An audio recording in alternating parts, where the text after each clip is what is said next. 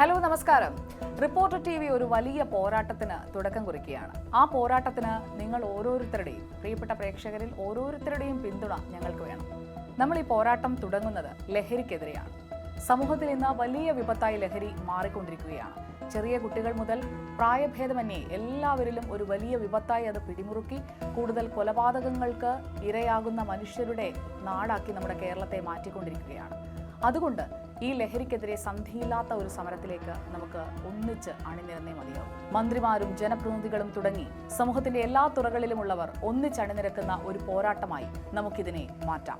നിരോധിത ലഹരിക്കെതിരെ ലഭിക്കുന്ന എല്ലാ വിവരങ്ങളും നിങ്ങൾ കൈമാറുക. ആ വിവരങ്ങൾ കൃത്യമായി അധികൃതരിലേക്ക് എത്തിച്ച് നമുക്ക് ലഹരി എന്ന വിപത്തിനെ തുടച്ചെറിയാം.